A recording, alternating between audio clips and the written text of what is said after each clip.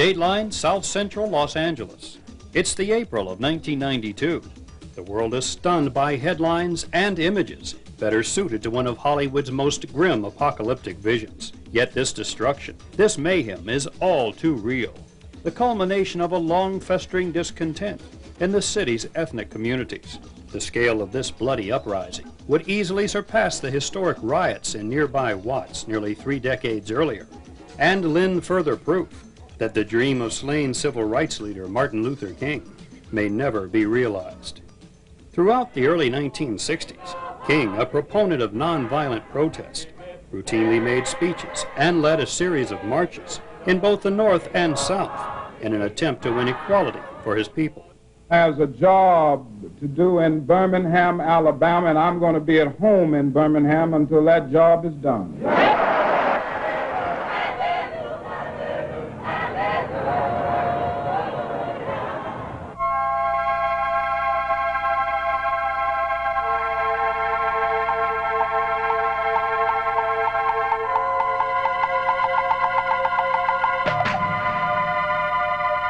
We plan to use everything within our power and all of the nonviolent weapons at our disposal.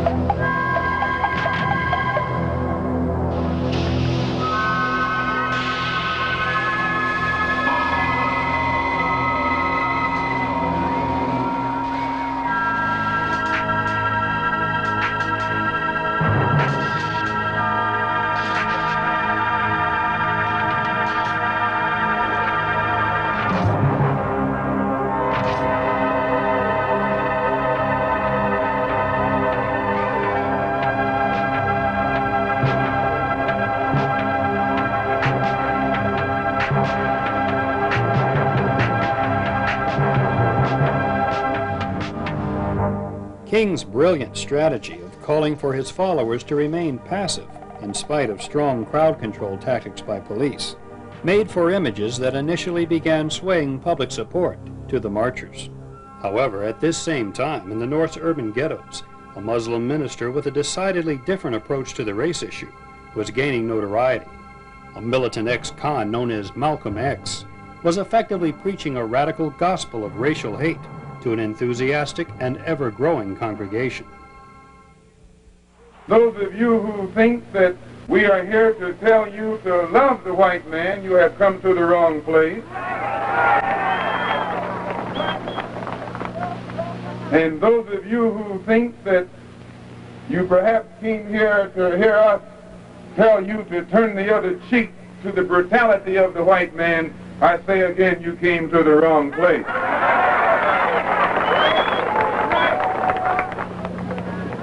But no matter what happens, we don't teach you to turn the other cheek.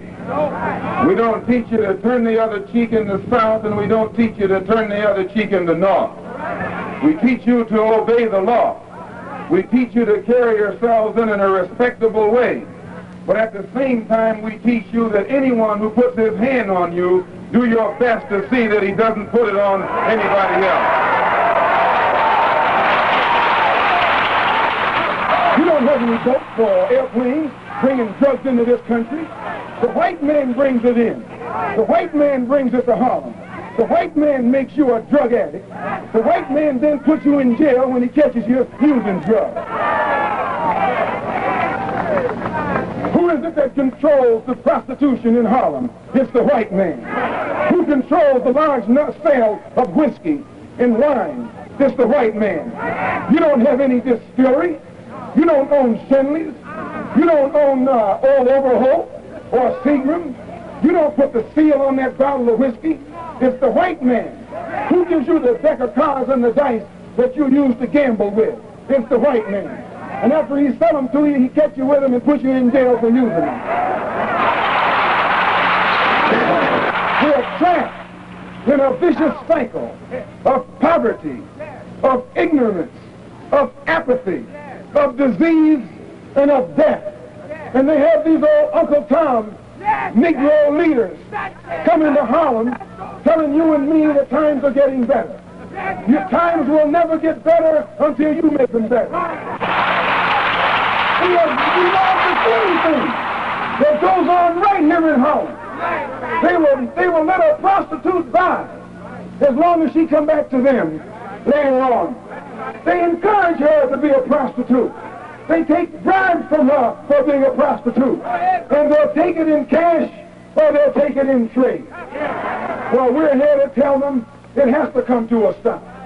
Anytime you find any white man taking advantage of your woman, disrespecting her, you're within your right to do the same thing to him that he's been doing to you. The bold, defiant message of Malcolm X appealed greatly to young inner-city blacks who were largely angry and uneducated street toughs. This new wave of militancy eventually resulted in the formation of the era's most fearsome radical front, the Black Panthers, a gun-toting militia dedicated to political and social revolution.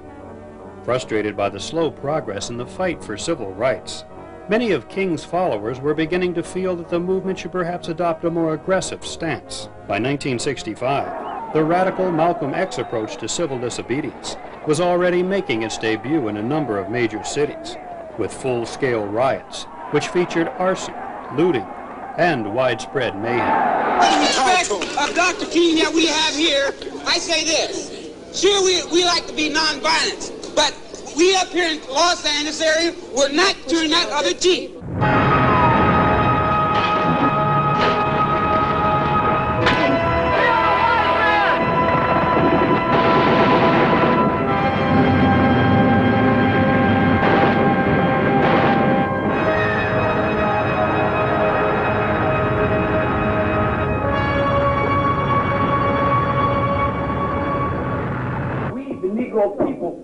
Down here have gotten completely fed up, and you know what they're gonna do tonight? They don't care. They're not gonna fight down here no more. You know where they're going? They're after the white people. Now they after the white people, they gonna congregate. They gonna caravan out in Inglewood, Playa del Rey, and everywhere else the white man's supposed to stay. They gonna do the white man in tonight. At the height of the riot last night, he was beaten up by 2 whole waves of rioters. 7 of his teeth were kicked in, literally, just kicked right in. Both eyes were blackened, one eye still is closed. He was stoned, he was struck with a bottle, and then as he was going down, he was stomped on. And during the stomping, he was robbed of all his possessions. The riot zone in Watts continues to be the scene of the most disastrous and the worst riot in the history of Los Angeles County. And we now have orders to climb higher into the air as pot shots are being taken at us by rioters from the ground, rifle fire and small arm fire. So we're pulling up and out. The looting is spreading considerably. At 51st and Manchester, a car, one of several, is burning. At 103rd and Compton, a Molotov cocktail was thrown a short time ago. And in that area are about 3,000 or 4,000 rioters. That's that one sector alone. And a fireman was hospitalized there. Now we have 1, 2, 3 structure fires burning on East 103rd Street. And the spectators do not seem to be concerned with what is going on. Apparently these fires are being started by the rioters. This is merely an assumption. Oh, and here are looters walking out of the back door of another store. How they got into the store with it burning, I don't know. The looting continues on Central Avenue. The price was right, but the couch is too heavy. This is the picture of the riot zone in Watts, East 103rd Street. Every business, practically, in a 5-block long front, burning or having already been burned. It appears as though before the night is out, there will be no businesses standing.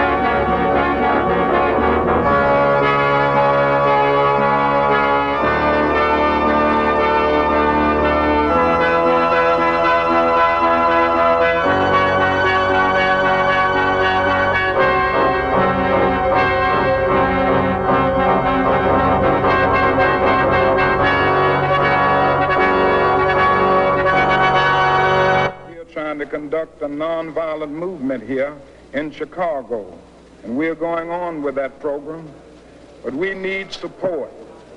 And there's no point in the power structure and anybody else saying that because we are peacefully going around trying to change conditions that we are the cause of the riots.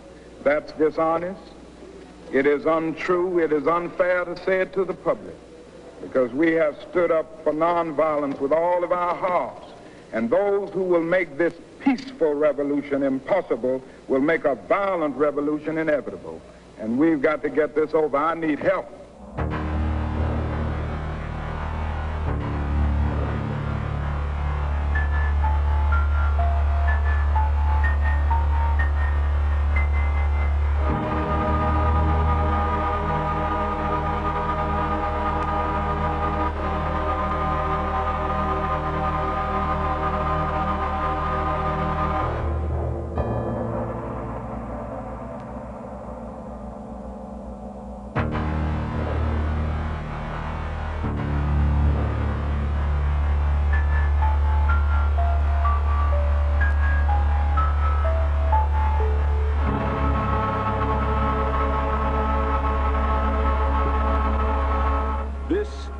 a racial incident.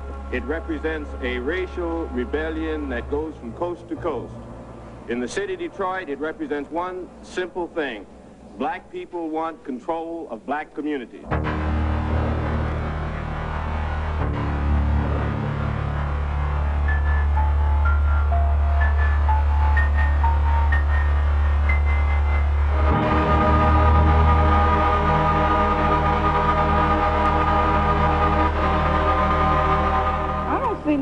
Everybody in that block got along fine. I don't know nobody in that block. The children even not. They played nice together. I don't see why this had to happen.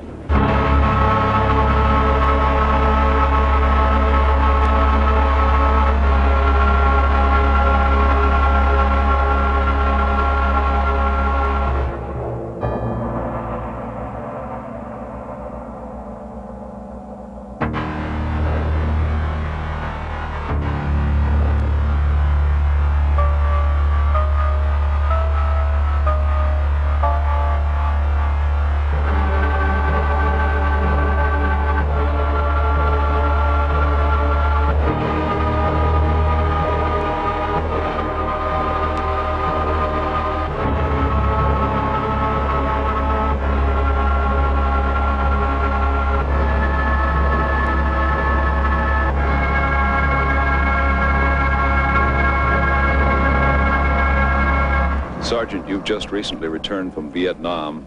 Could you tell us how it feels to have to come from one zone of combat in a foreign land to one in your own land?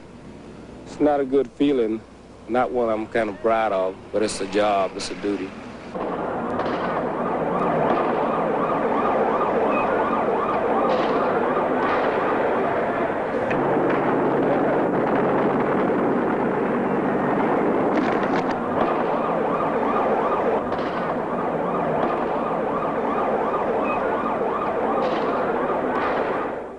No society can tolerate massive violence any more than a body can tolerate massive disease.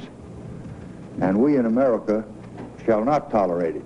But just saying that does not solve the problem. We need to know the answer, I think, to three basic questions about these riots. What happened? Why did it happen? What can be done to prevent it from happening again and again?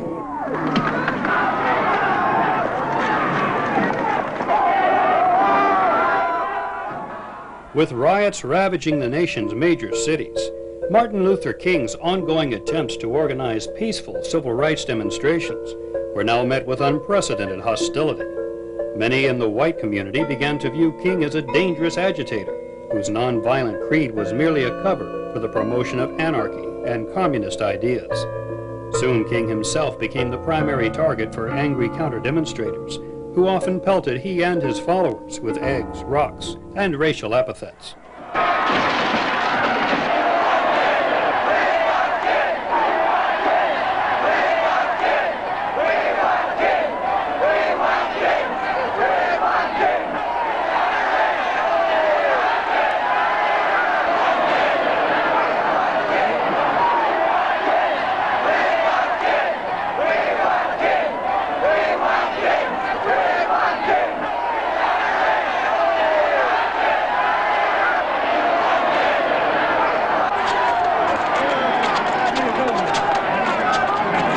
Good ones here that work here, but still we don't want to mix with them to live with them. Why? You work with them? But I don't want to live with them. Why? Because I moved out of a neighborhood that was colored. I had to move. Everybody that lives with the colored has to move. Why? Because you're not safe walking the streets at night. You cannot leave the house. Rank and file people now are a new breed, a new kind of cat. Without fear, we do not come, hat in hand, scratching our heads, shuffling our feet to beg for a few concessions. In this march, we are serving notice. Beginning today, every Negro conceives, act, and live out the assumption that he can walk anywhere, that he is a human like anybody and is to be treated like anybody else.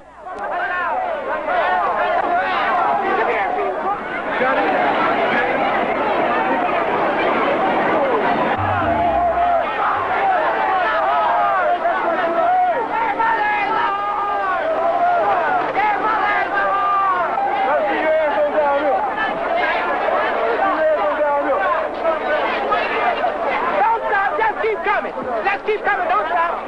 You fat punk, I see what you made out of. You fat punk, and your mama too. Cut it out. Cut it out. Got it.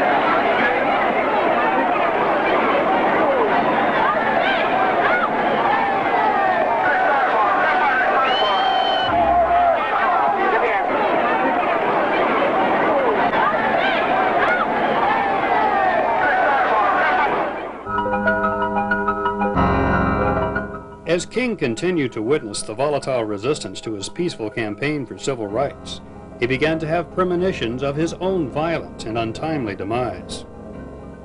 I don't mind saying to you tonight that I'm tired of the tension surrounding our day. I don't mind saying to you tonight that I'm tired of living every day under the threat of death. I have no martyr complex. I want to live as long as anybody in this building tonight, and sometimes I begin to doubt whether I'm going to make it through. I must confess I'm tired.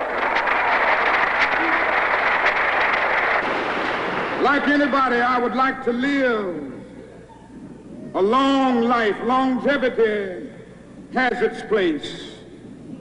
But I'm not concerned about that now. I just want to do God's will. And he's allowed me to go up to the mountain. And I've looked over and I've seen the promised land. I may not get there with you, but I want you to know tonight that we as a people will get to the promised land.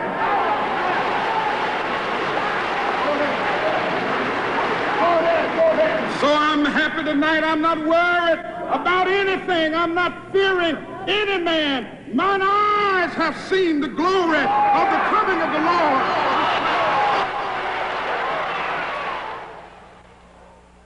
We are not afraid.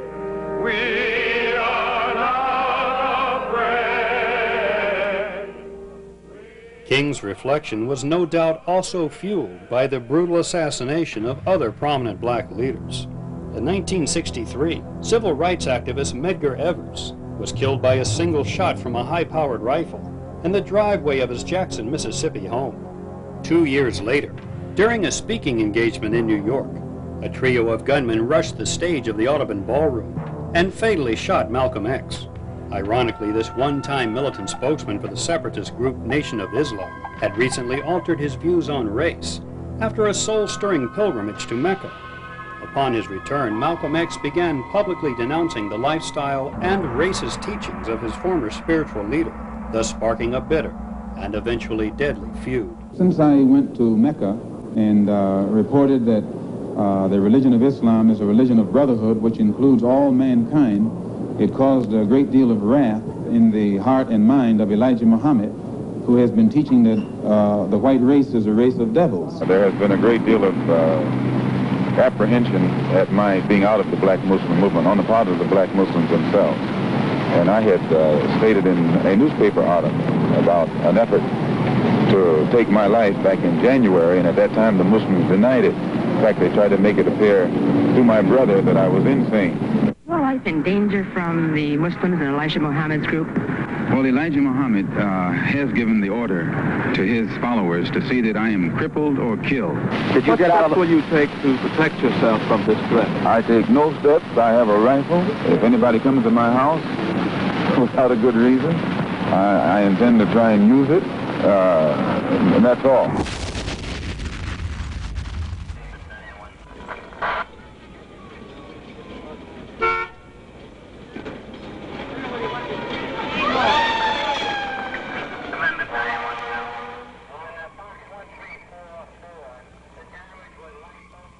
You know what the degree, what temperature was? It was about 15 or 20. I stood in my underwear, bare feet, in the middle of my driveway with a gun in my hand for 45 minutes, waiting for the police or waiting for the fire department to come. If I want to put on a show, I can find a better way than that to put it on.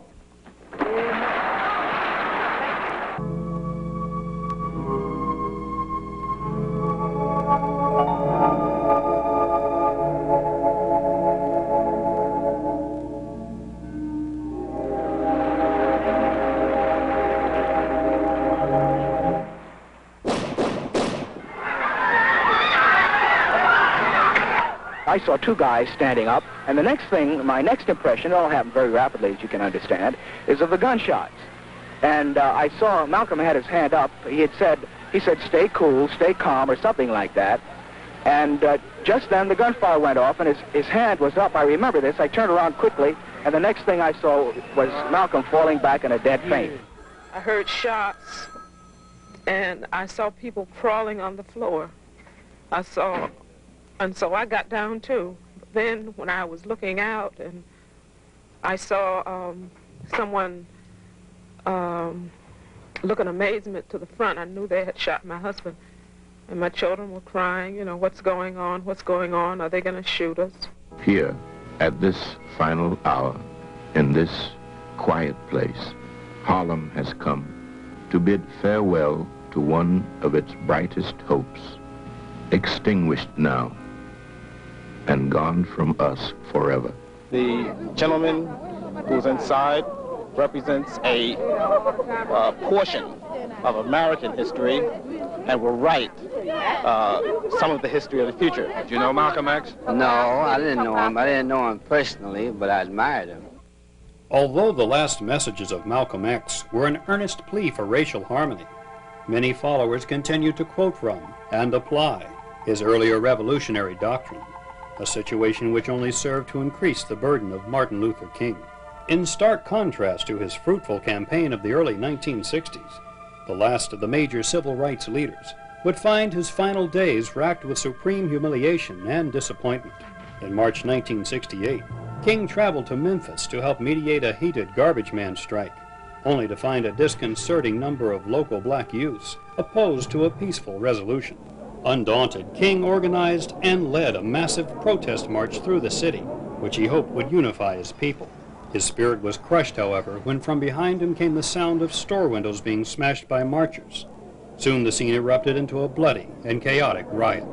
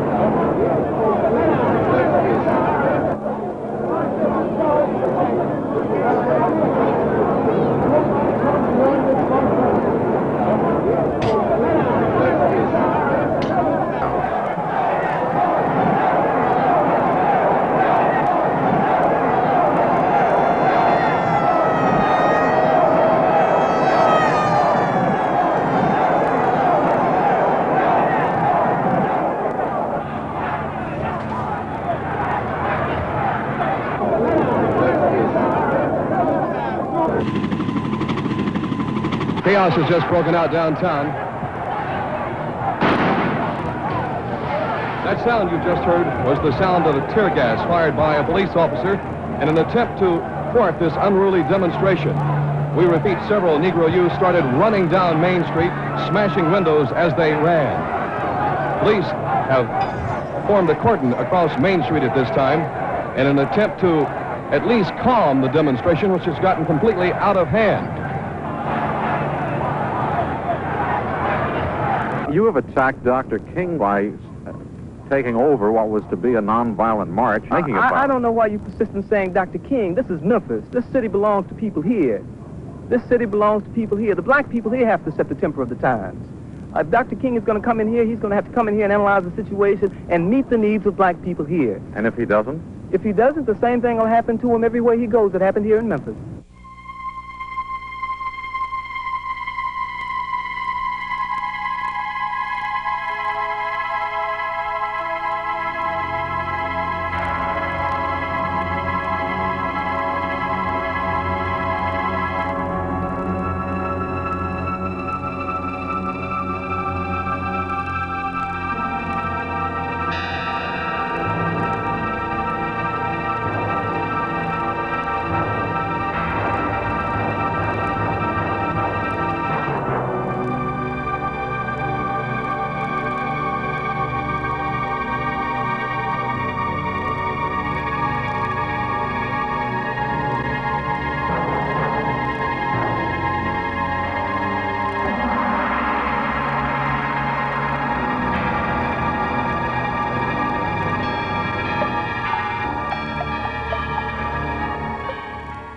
What happened yesterday in Memphis was totally uncalled for, just as Martin Luther King's proposed march on Washington is uncalled for and unnecessary. And I hope that well-meaning Negro leaders and individuals in the Negro community in Washington will now take a new look at this man who gets other people into trouble and then takes off like a scared rabbit.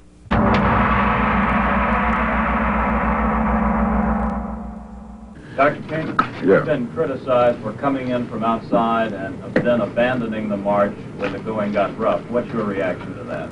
My only reaction is that I did not abandon the march when the going got rough. I have always said that I will not lead a violent demonstration. At the time of the disastrous Memphis March, King was in the planning stage for an even larger march on the nation's capital.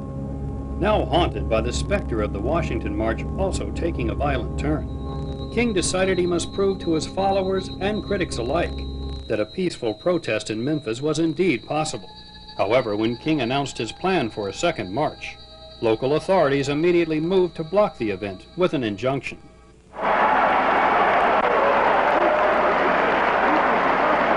Now we're going to march again, and we've got to march again in order to put the issue where it is supposed to be. Force everybody to see that there are 1,300 of God's children here suffering. Now about injunctions. We have an injunction, and we're going into court tomorrow morning. All we say to America is be true to what you said on paper.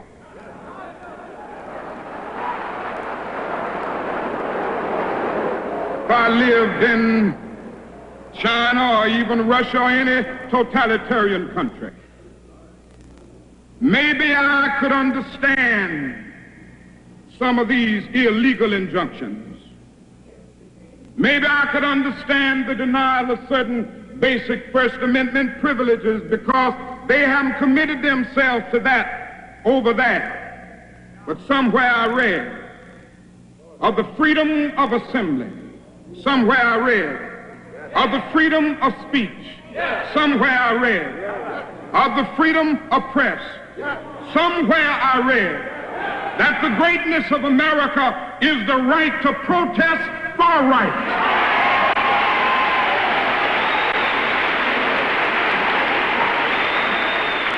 And so just as I say we aren't going to let any dogs or water hoses turn us around, we aren't going to let any injunction turn us around.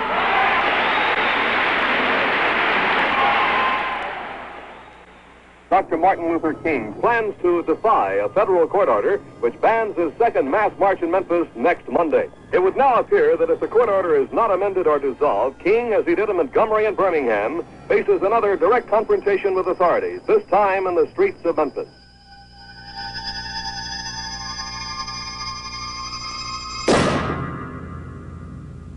Martin Luther King, Jr. was killed tonight in Memphis, Tennessee, shot in the face as he stood alone in the balcony of his hotel room. He died in a hospital an hour later.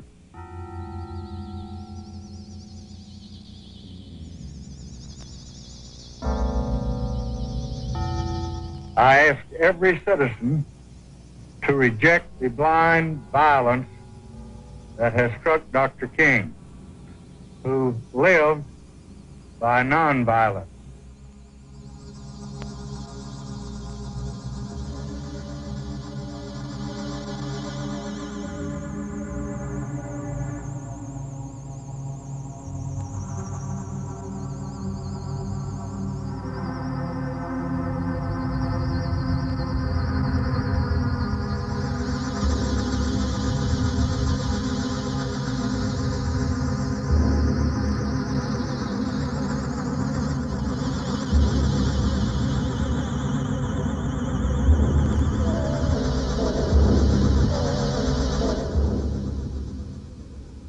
Battle will be over.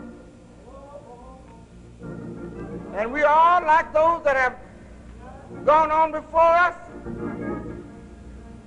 stick our swords in the sand of time, finally study war no more.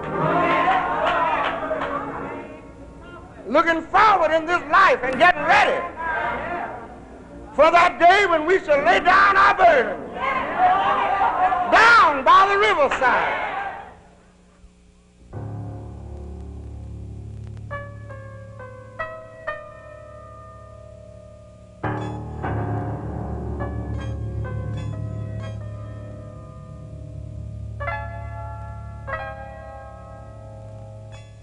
By the late 1960s, the Black Panthers were attempting to transform the struggle for civil rights into an open call for bloody rebellion.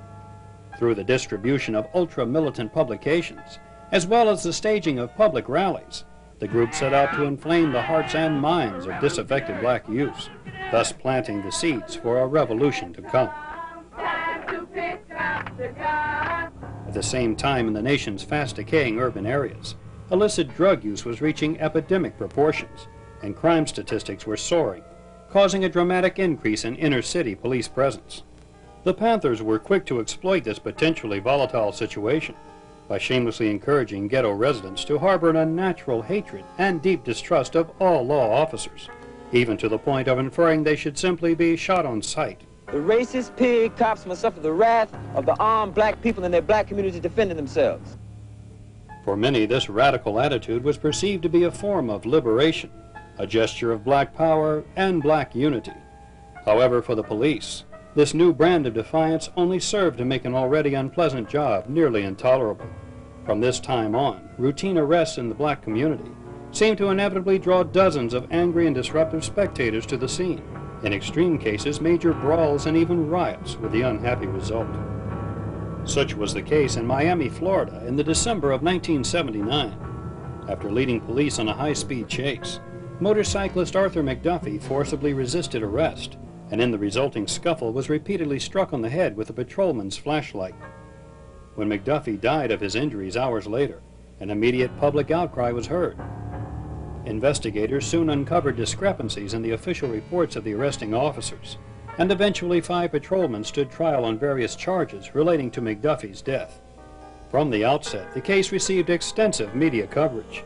Thus, the entire city was intently listening the day the verdicts were announced. Bailiff. The bailiff will hand them to the clerk, and please place them face down for just a moment. Madam Clerk, publish the verdicts.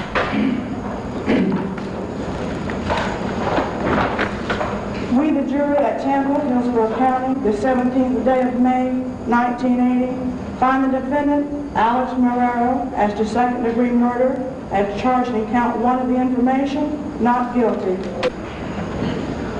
We, the jury at Tampa, Hillsborough County, the 17th day of May, 1980, find the defendant, Ira Diggs, not guilty.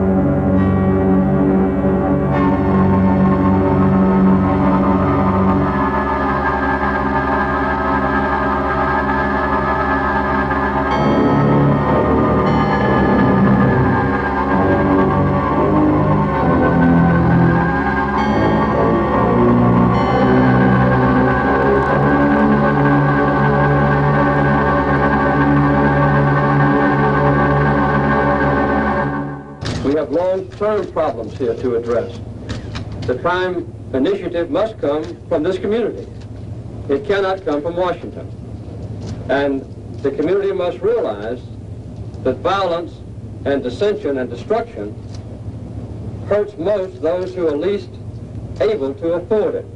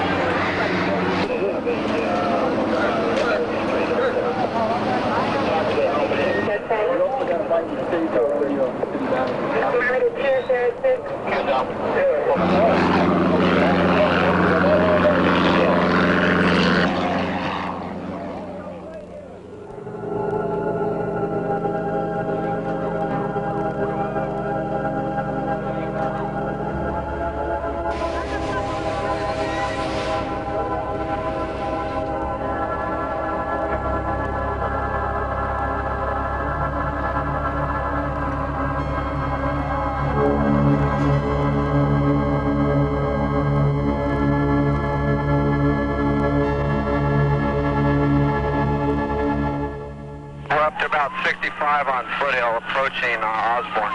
There appears to be 3 male blacks in the vehicle. It's a white Hyundai, I believe.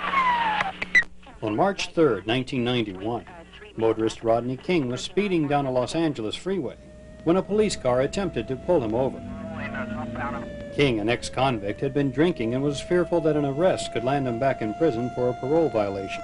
Remarkably, his careless decision to forego a routine traffic stop and instead lead authorities on a dangerous high-speed chase would soon bring unrest, destruction, and tragedy to major cities nationwide. Once stopped and confronted by police, King's 2 male passengers surrendered without incident, but King himself totally ignored police commands. From the time he exited his vehicle, King displayed erratic behavior and ultimately engaged approaching officers in a wild scuffle. Having been unable to perform a standard weapons check on their rampaging suspect, police resorted to a reliable containment device, the powerful taser stun gun, which initially dropped King face first onto the pavement, but only for an instant. During his next charge, officers swarmed their obstinate opponent and began furiously striking his limbs with their batons in an effort to force him into a compliance mode. After a full minute of repeated blows, the struggling King relented and was taken into custody. Unbeknownst to the policeman making the arrest, an amateur cameraman had captured the final phase of the encounter on videotape, which soon made a stirring debut on local television news. The resulting public outcry was unprecedented, and that it focused on the beating alone, and not the relevant circumstances surrounding it. Local radicals began proclaiming that the whole affair was racially motivated, an unfounded sentiment that became the primary focus of much of the media coverage. Cowering city officials scrambled to defuse the growing hostility by leveling a variety of charges at the 4 officers involved and allowing all of Rodney King's charges to drop completely. This in spite of King's blatantly inconsistent accounts of his ordeal to the press. Preceding all of that, there was a report that you were being chased by police, and there was a chase in excess of 100 miles an hour. What do you recall of that, and if there was a chase, why did you not stop for the police at that point? There was no chase. I didn't see any police lights. until I got off of the freeway and got a few blocks down. That's when I noticed the police was in back of me, pulling to the side, and then pulling to the curb. So there was no chase. They said, get out the car, lay down. Got out the car and I laid down. They said, face down on the pavement. Face down, I laid down. They already had their guns out and everything. And they walked over, they handcuffed me and tied me. And then they shocked me with some kind of device that they use.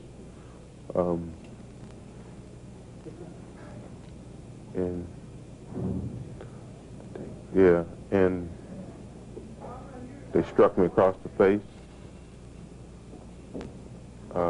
After they struck me the first time, they paused for a minute. Then they struck me across the face real hard with a billy club after I was laying face down with my hands tied and handcuffed. Do you remember resisting at all or trying to get away? Striking back? No. You wouldn't. It wouldn't strike back. I don't think no one would strike back against four or five guns, aimed at them. When I went to move the other hand out of the car, immediately I was looking down the barrel of one of the officer's guns. I could tell you how much lint was in the barrel, practically. In the videotape, you're lunging forward toward the beginning of the tape. Do you recall what you were reacting to? Lunging forward with my hands tied. My hands tied, right? You're on the ground, didn't look like your hands were tied, and you're lunging forward in the videotape. I was trying to get away. I was out of it. I was after they had beat on me. As the court action against the four officers moved forward, a recovered Rodney King went on to commit several more serious offenses, including assault and reckless drunk driving. Yet mysteriously, no charges were ever filed. In spite of the constant carnival atmosphere surrounding the beating trial, a sequestered jury judged the case on evidence rather than opinion, and on April 29, 1992, brought back a verdict which would prove wildly unpopular among those who now viewed Rodney King as a living symbol of black oppression. We, the jury, in the above entitled action, find the defendant not guilty of the crime of assault by force. Upon hearing the verdicts, many of the angry residents of South Central Los Angeles came to the mind-boggling conclusion that justice would be better served by the savage and racially selective beating of innocent motorists passing through their community. These atrocities, coupled with the looting of a nearby liquor store, served as the flashpoint for what would soon become this century's most destructive and violent riot.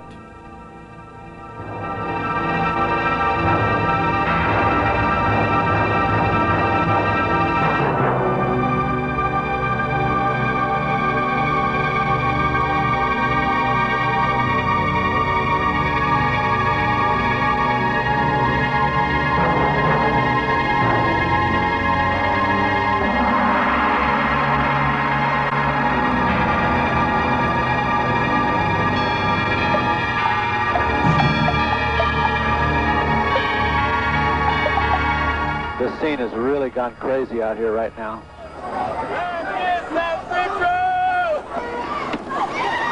I've taken about 7 hits from bricks, bottles, and other debris in the last 45 seconds. The phrase that some people said is quite accurate. If you're white, you don't belong here tonight. Get out of here as fast as you can. White boy. Oh, fucking ready for the white man. What's the status on traffic down on Florence? Yeah, Charles, 10 boys, John. I'm going to try to get people just as soon as I can. We're dragging our feet here just a little bit, and as soon as I can get the field commander to kick loose some bodies, you got them. Just give me about 5 minutes. The state of local emergency exists, stemming from the sporadic and widespread rioting and looting in the city of Los Angeles. Due to the situation now existing in Los Angeles, a curfew has been imposed person shall be on the public streets or other public places between dusk to dawn. Furthermore, no person shall sell, furnish, or otherwise provide to another person any weapons, ammunition, or gasoline, except gasoline dispensed directly into the tank of an auto or other motor vehicle. Please stay tuned to this station for further updates. Western engage OCD. You've got 1, 2, 3, 4, 5, 6 fires burning. OCD from engine 14 at 51st and Avalon. We need PD here. Firemen need help. We're working on PD and we cannot get any PD for you. We have an injured fireman and we still have no PD at Adams and Hobart. Light Force 50, Light Force 50 needs help. We've got shots fired. Light Force 50, roger. We're working on PD right now for you. If it gets bad, just pull out.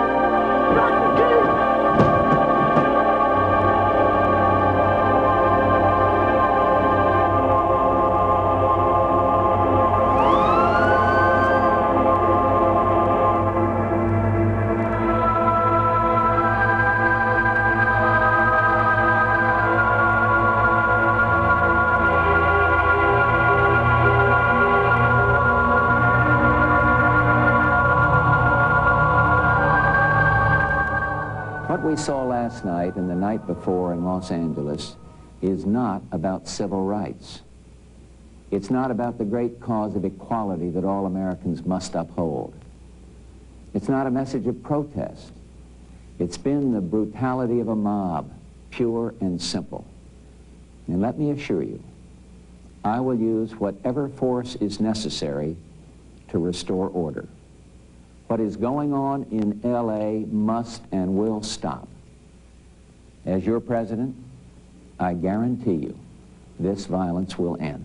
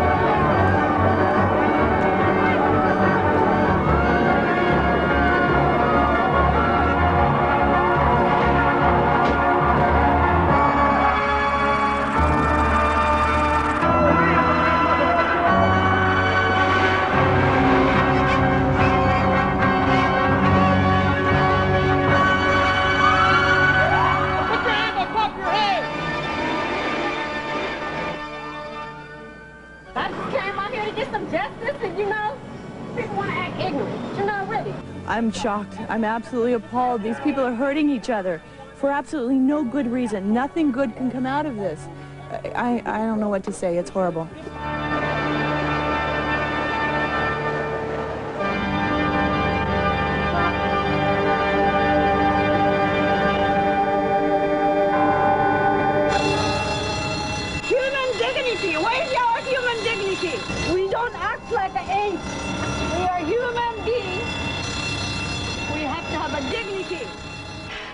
It's hard being an officer on the streets for 10 years and to see something like this going on. I don't understand it. It's just devastating.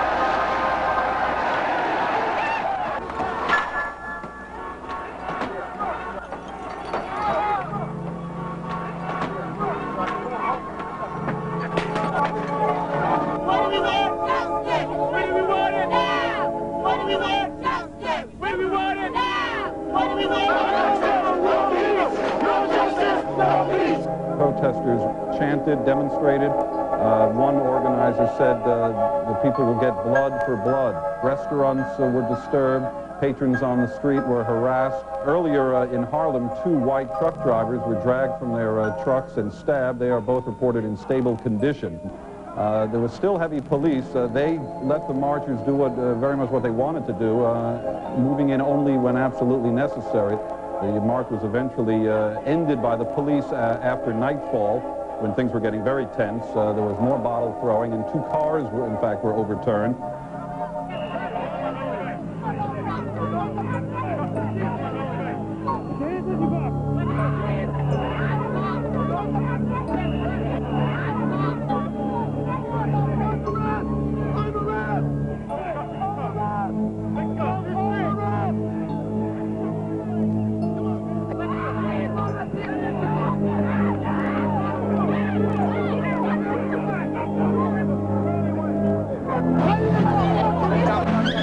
Yes, they're boys, and they were walking by here, and they saw a white lady who was leaving for work.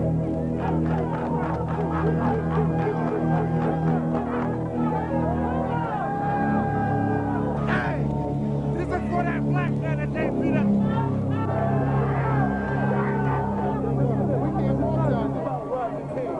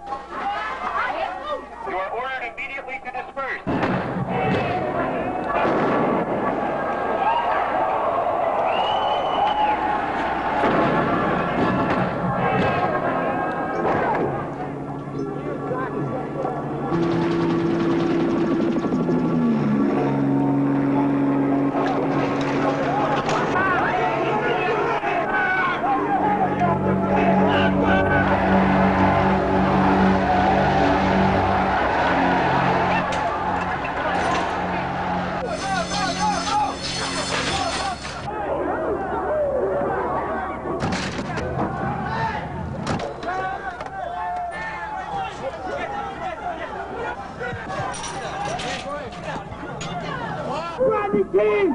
Rodney King! I just got beat up by about 15 black guys who stole my camera, 3 or 4 men came down and jumped on him, and they started kicking him and stuff. Rodney King was cheating. He was cheating. He was cheating. That's why you're doing this. What they think? Anything and everything. It's a justice system. No. We're doing this for Rodney. We love you.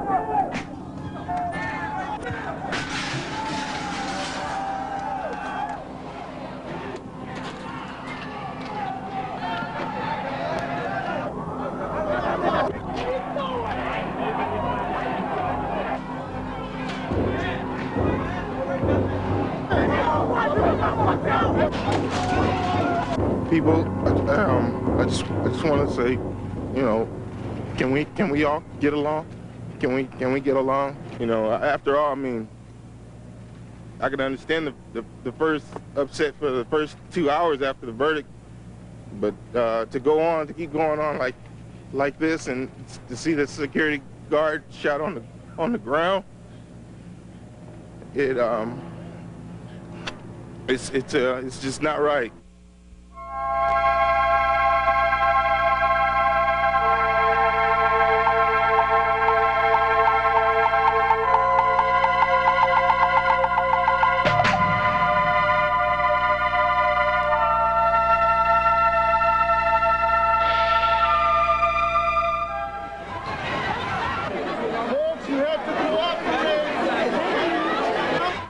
Ever since 8 o'clock, okay? And I just got my check, and it was a long line of people pushing, people fighting and stuff, but I hung on in there because I wanted my check. We need to have our money, you know, to go on every day. I would guess conservatively that there probably are several thousand people in line waiting to get either their county welfare check or their Social Security check, and we're told that that is the only mail that's going to be delivered today. And of course the police are here just to make sure no tempers get out of control and everything stays calm. But these folks want their checks, they want their money, they got to feed their families.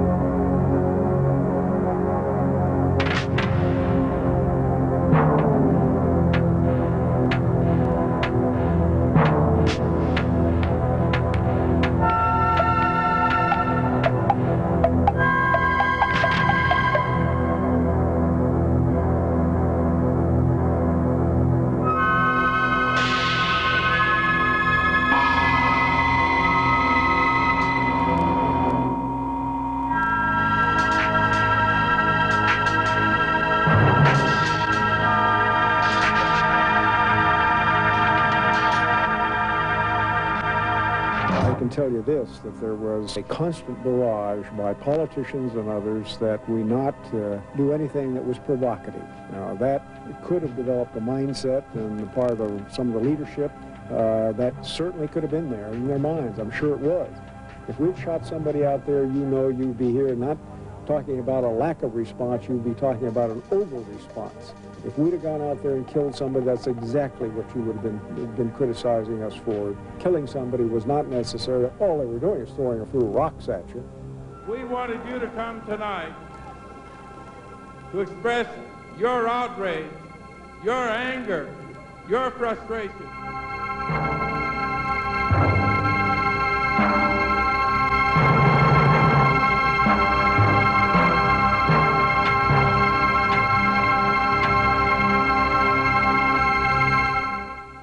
I don't believe it had anything to do with Rodney King. I think it has to do with people's greed.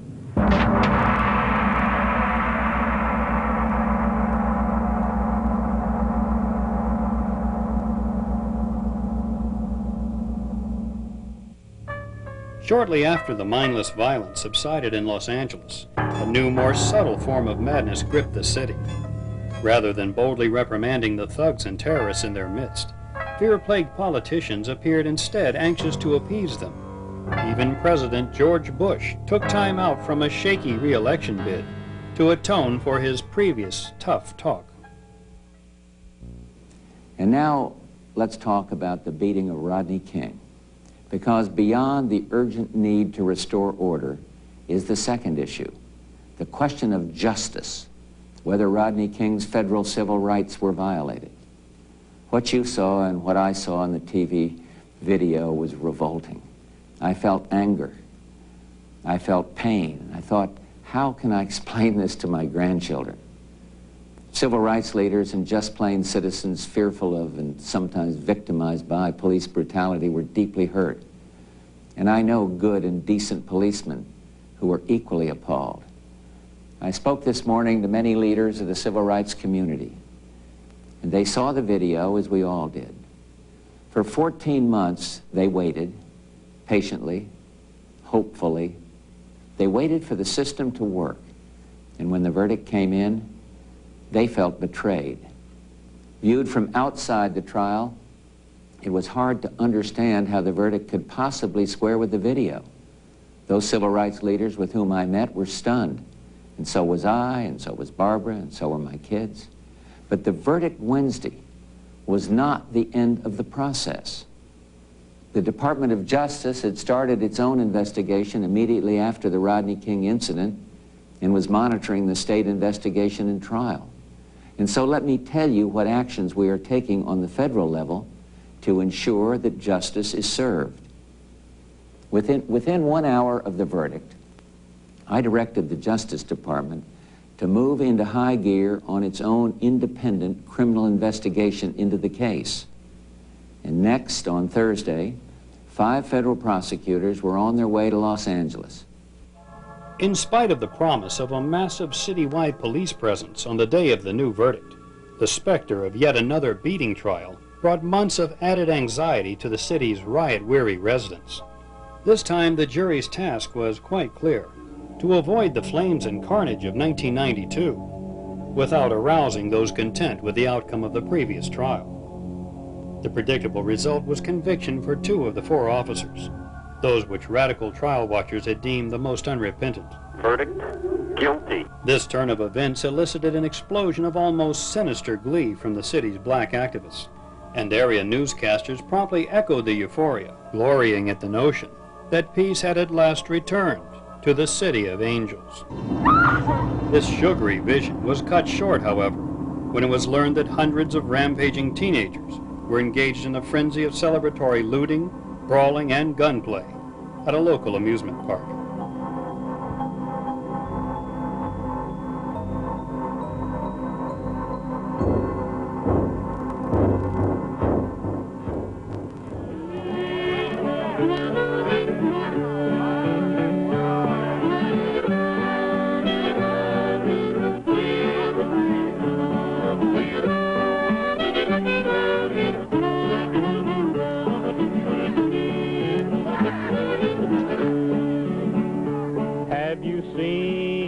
Vigilante man. Have you seen that vigilante man? Have you seen that vigilante man? I've been hearing his name all over the land. Well, what is a vigilante man? Tell me, what is a vigilante man? Has he got a gun and a club in his hand? Is that a vigilante man? Rainy night down in the engine house, sleeping just as still as a mouse. Man come along and chased us out in the rain. Was that a vigilante man? Stormy days we pass the time away, sleeping in some good warm place. Man come along and we give him a little race. Was that a vigilante man? Have you seen that vigilante man? Have you seen that vigilante man? I've heard his name all over the land. called him the Sawdust Caesar. Boastful Benito Mussolini, the pompous, posturing Duce, who betrayed every cause he ever espoused. He strutted for the last time on the world stage, a fallen dictator caught and killed by partisans as he tried to escape into Switzerland. In Milan, pent-up passion, long suppressed in Italy, flamed in the wake of Mussolini's execution, April 28, 1945. The bodies of Mussolini and his mistress lay amid corpses of black-shirt henchmen, where ignominy was heaped on their remains. These scenes were part of the record of war, and as such they belonged to history. Hanging with his mistress head down as a public spectacle, to this end had come Benito Mussolini.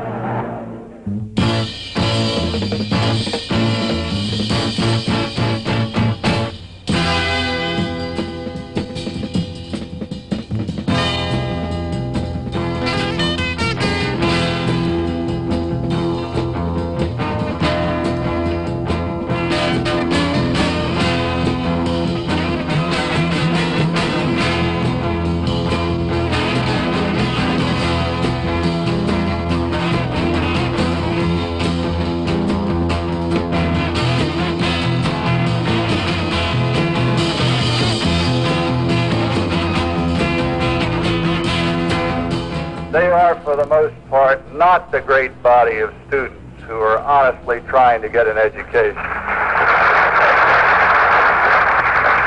They're rather a small, hard core of hellraisers who want to overturn the system for the sake of chaos alone. They burn, pillage, and destroy because they rebel against their own lack of creativity.